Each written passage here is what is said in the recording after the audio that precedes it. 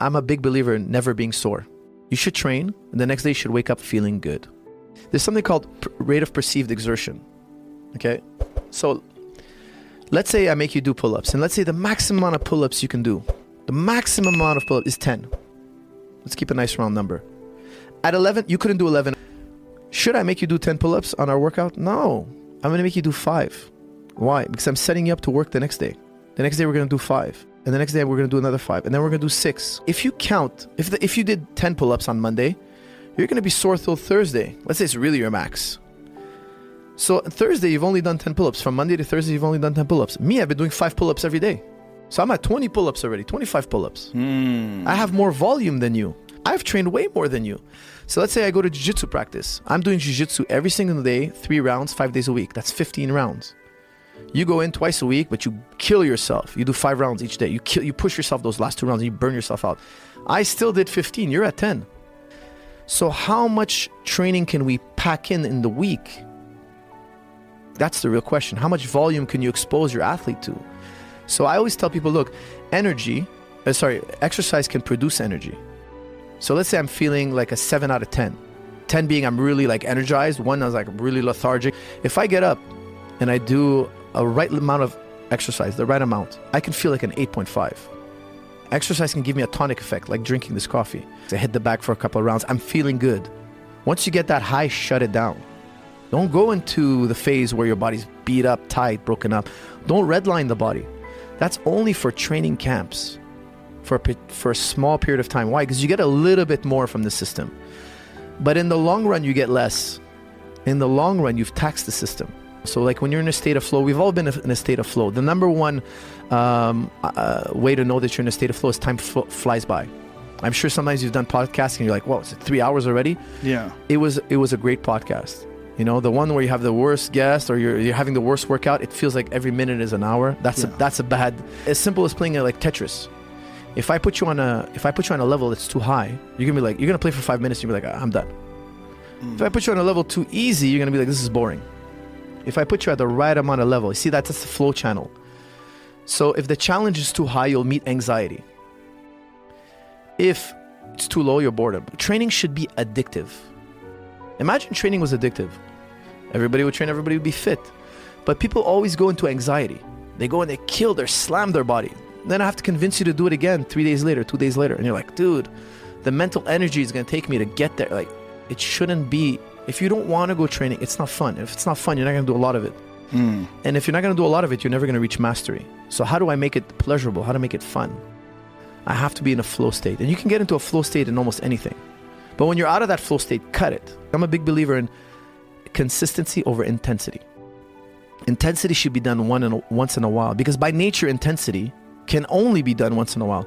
If you're going hard every day, you're not really going hard every day. You can't go your max every day. There's a cost to going to your max. The best sprinters in the world, they sprint once or twice a week. Nobody sprints every day, because intensity by nature entails that you need to take a break. Because if you don't need to take a break, you didn't really go to your maximum intensity. Let me ask you this. Who wins more often, Russians or American wrestlers? Russians. Every time an American wrestler wins, he's like some prodigy.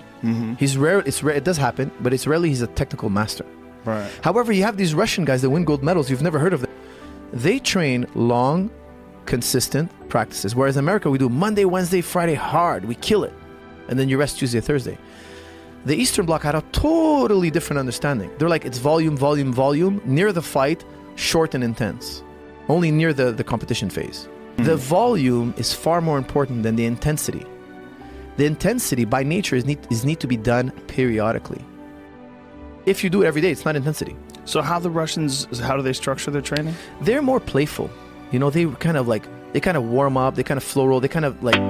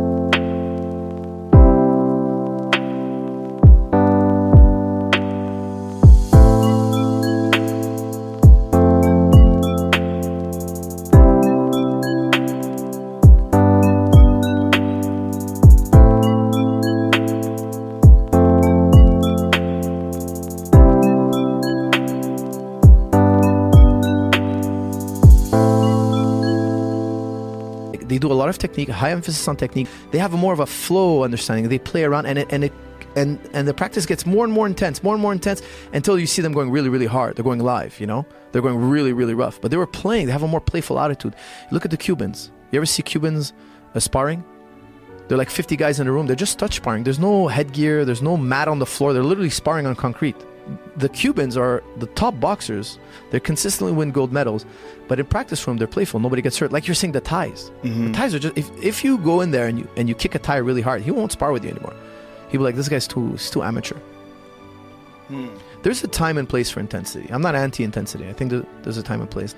George St. Pierre has that attitude, and I think that's why he's so good and so healthy today.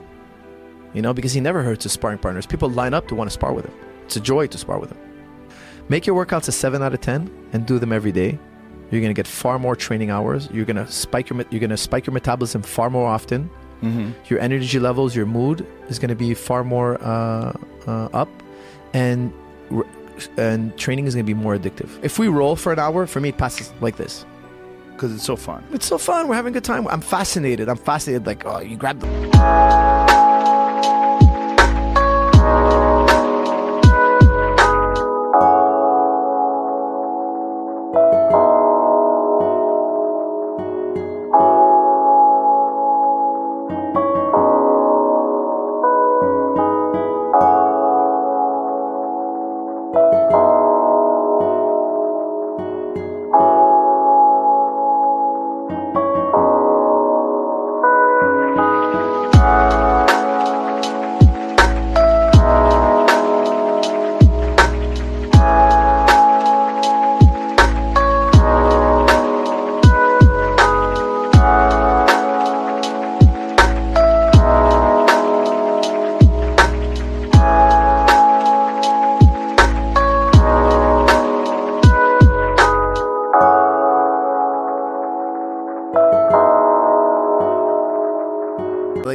Like I'm always learning new things. When I go to the gym, I'm going to go to have fun. I'm going to go wrestle. I'm going to go box. I'm going to have a blast. Then I'm going to grab the kettlebell. I'm going to do a few presses. I'm going to do a few Turkish get-ups, and I'm done. Because I need to have some general fitness. You have general fitness, then you have specific fitness. Specific fitness is to get better at my sport. General fitness is to keep me healthy, strong. If you just do your sport, in my opinion, your system's going to break down. Your back's going to break down. Your knee's going to break down. Your shoulder's going to break down. You need to stimulate certain muscles that are not getting stimulation in your specific sport. You create atrophy in certain muscles because you're not using them really.